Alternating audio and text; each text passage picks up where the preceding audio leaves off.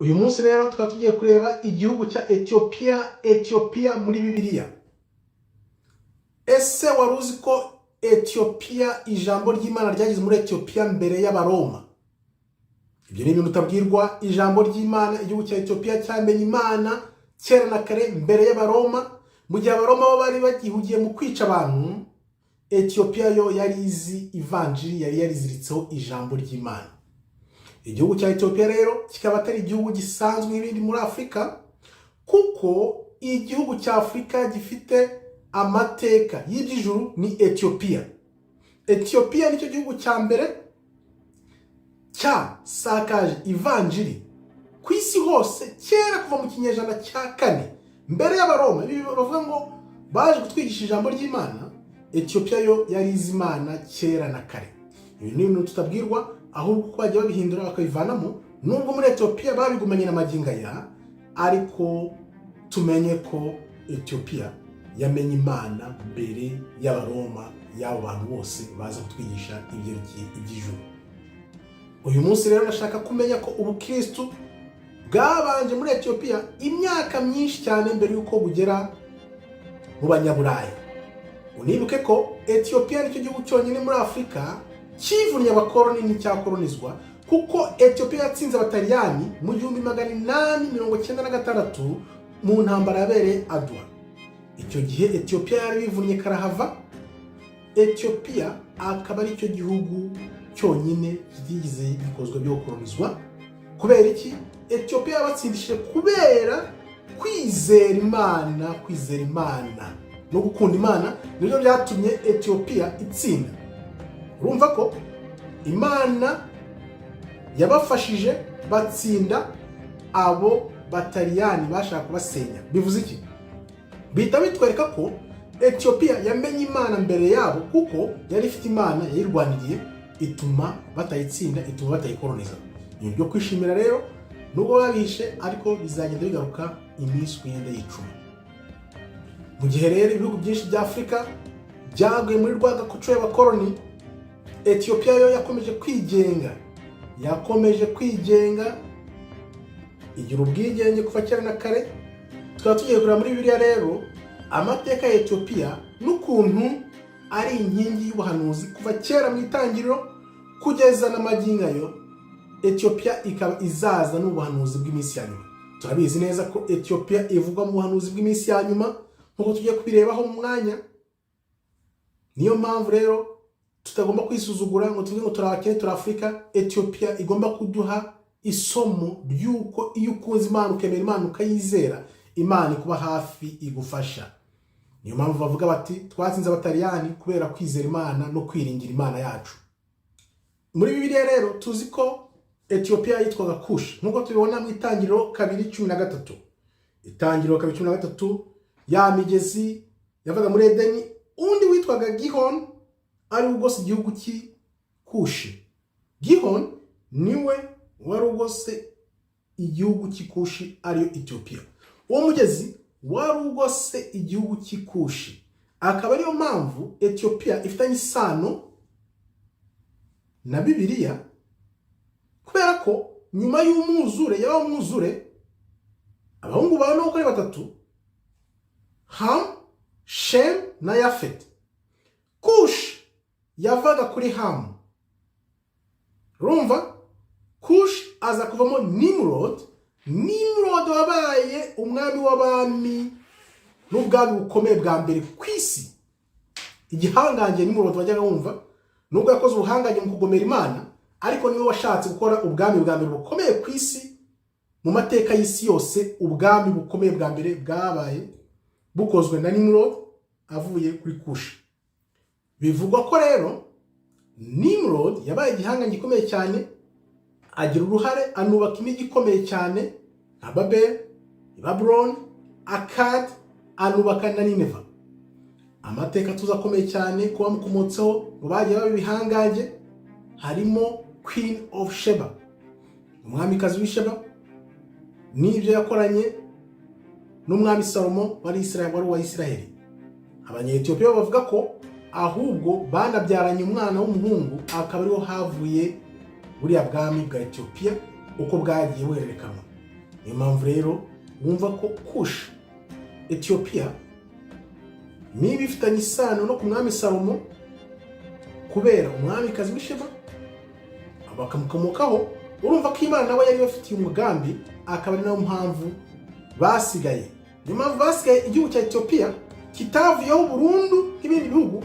Njyewe nerekwa bwa mbere ubwo ndibuze kubigarukaho mu mwanya kubwira ikintu navumbuye kuri Ethiopia, nuko bino bihugu byagiye bisigara, Imana ikabisiga kugira ngo bizatubere icyitegererezo, tutazibagirwa ibyabaye.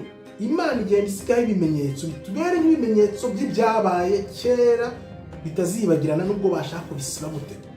Wibuka ibintu byose bashatse gusiba, urabona ko Ethiopia ihari. Kuba ihari kuriya ntugira ngo birabashimisha, ariko ni ukubera gushaka kw'Imana. Naho ubundi iba yarazimiye nk'ibindi bihugu byose, ariko iracyahagaze n'amagingo aya. Nkuko nabikubwiye rero, Abanya-Ethiopia ubwabo bavuga ko Salomo n'umwamikazi w'Isheba babyaye umuhungu Menelik. Menelik niwe wabaye umwami wa mbere wa Ethiopia. Wibuke ko abakomotse kuri Kushi bamukomotseho bagize ubwami imyaka 3000, bayoboye Ethiopia imyaka 3000 kugeza ku mwami w'abami wa nyuma Haile Selassie. Urabyibuka? Niwe wavuye abantu bibuka byatwaye imyaka 3000 bategeka Ethiopia. Kubera iki? Kubera ko Imana yabakoresheje, ikoresha uwo mujyo w'ubwami nka cyangwa ko byari bimeze kugira ngo basigasire ya ndangagaciro ya Ethiopia. Ari nayo mpamvu twumva Ethiopia ivugwa mu buhanuzi bw'iminsi ya nyuma. Ugiye kureba ukuntu izaza muri ubu buhanuzi bw'iminsi ya nyuma, ubwoko bw'Imana buri kwigaragaza. Urumva ko Imana nta kintu kimwe ikora idafite impamvu. Yarabaretse baguma hariya, ibihugu byose biragenda, ntabwo uzasobanukira ukuntu Ethiopia izongera kuzamuka noneho kugira ngo igire imbaraga muri ubu buhanuzi bw'iminsi ya nyuma buje. Abantu rero bagerageza gusiba ibintu byinshi cyane, ariko hari amateka udashobora gusiba. Mu gihe ibihugu byinshi cyo ku isi, cyane cyane ibya Afurika, byari byibereye mu bupagani, Kushi yo yari ikataje mu ijambo ry'Imana, yigira ijambo ry'Imana. Ari nayo mpamvu yatangiye kurisakaza mu kinyejana cya 4. Mu kinyejana cya 4 Kushi yo yigishiraga ijambo ry'Imana. Urumva ko abandi bibere mu bupagani, ariko Kushi yo iri kwigisha iby'ijuru, yibereye mu ijambo ry'Imana. Urumva ko niba bari bo batangiye gukwirakwiza ijambo ry'Imana hirya no hino, Imana yarabishimiye nyine, bo bari barangajwe ishinga no gukwirakwiza ijambo ry'Imana mu mahanga yose. Niyo mpamvu twanavuga tudashidikanya uyu munsi ko kuba bariho ari ubuntu bw'Imana, kuko bo mu gihe abandi bari bere mu bupagani, yo yari hugiye mu gukwirakwiza ijambo ry'Imana hose ku isi. Nuko rero Ethiopia yakomeje kugira ubwami bukomeye cyane, ubwami butajya buvugwa ariko bwakomeye butavugwa Ethiopia yagize ni ubwitwa Aksum. Aksum yakomeje gukwirakwiza ijambo ry'Imana, babaho. Urumva ibyo byose nuko Imana buri gihe igenda igereranya Israeli na Ethiopia. Nkuko tubibona, Imana igereranya Israeli na Ethiopia. Urumva ko Imana nayo yabahize akaboko kayo, ariyo mpamvu tubona batakoronijwe. Ikintu cyantangaje rero, cyakira agakiza ndi gusoma ijambo. Wumve nibyo byiza byo gusoma ijambo. Nkuko nabibabwiye, nasomye ijambo ngera kuri Yeremiya hano 38:12-13. Uretse wumva ibintu byantangaje, natangajwe. Urumva ko twese twakuze kera tuzi ko abantu bose muri Bibiliya bari abazungu, siko twese twakuze tuzi. Ariko uretse wumva ibintu nasomye birankangura, atari ukuntangaza gusa, biranankangura, bituma menya ko ubwoko bwose bwo muri Bibiliya barabiraba, uretse abaza nyuma b'Abaroma nyuma. Ariko ibya mbere byose byabanje byose, abantu bose muri Bibiliya barabiraba. Reka nze ngusomere wumve icyatumye birabukwa mbikeka, kandi none nkaza gushika amakenga. Uretse wumve Yeremiya 38:12 kugeza kuri 13. Ebedimelek umunya-Ethiopia, Ebedimelek umunya-Ethiopia. Naratangaye. Wumve ko ntabwo nari narasomye ijambo ry'Imana, narasomye ni Ebedimelek umunya-Ethiopia. Abwira Yeremiya ati, shyira ibyo bishambagara mu maha bishyire mu maha n'izo nyonga uzishyire mu maha maze urenzeho imigozi. Nuko Yeremiya bigenza atyo, bahera ko bakururisha Yeremiya iyo migozi baramuzamura mukura mu rwobo. Wibuke Yeremiya yari yaratoye mu rwobo bashaka kumwica, akizwa na Ebedimeleki umunya-Etiyopiya, amuhaye iyo migozi ayishyira mu maha ye baramuzamura. Bamaze kumuzamura Yeremiya aguma mu rugo rw'inzu y'imbohe. Naho ngaho yavuye mu rwobo avanywemo na Ebedimeleki umunya-Etiyopiya. Maze kubibona naratangaye.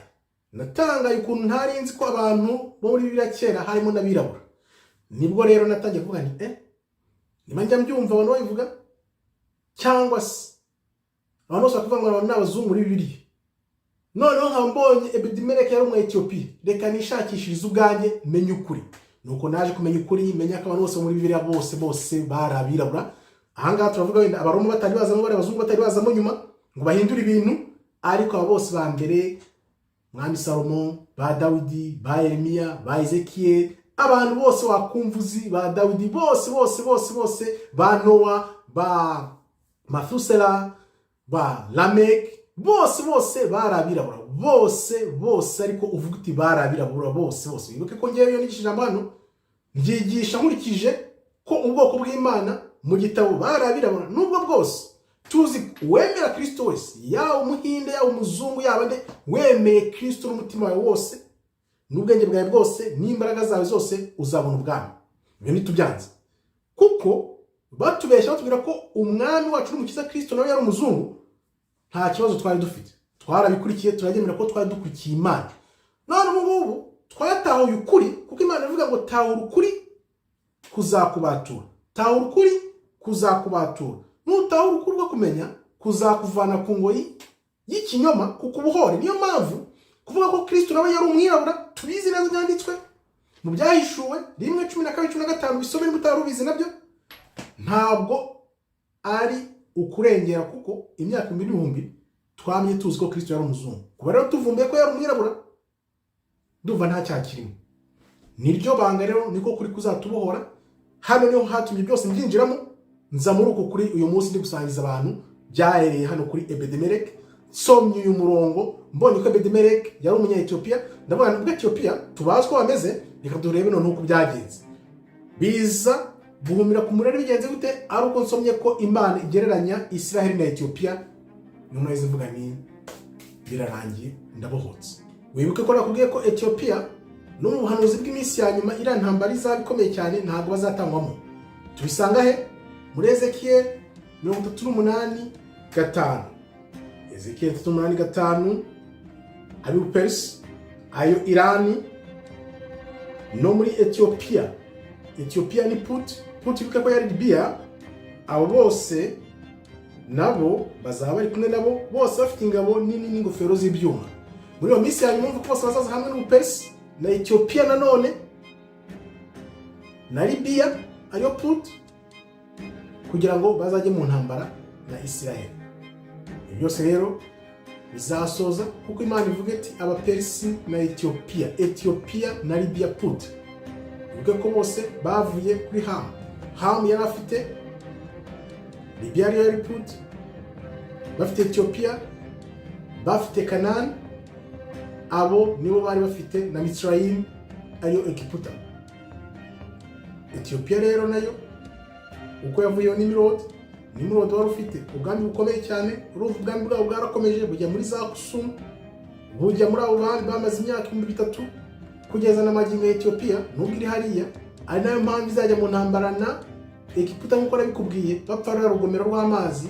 Nabyo bikaba ari ubuhanuzi, akaba ariko bazaza muri ya ntambara igiye guhuza za Irani na za Isiraheli.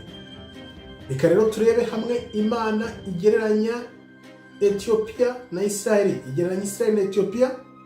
Tubisome mu muhanuzi Amosi 9:7. Amosi 9:7.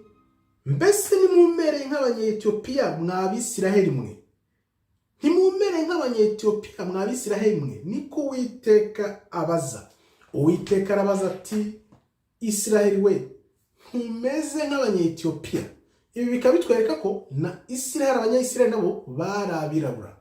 Imana ni umuhanga ukomeye cyane. Imana yagiye dusigira ibimenyetso byinshi, Ethiopia akaba ari kimwe muri ibyo bimenyetso. Murakoze rero, Imana ikomeze ibarinde. Shalom, shalom, shalom. Toda raba, tov meyod.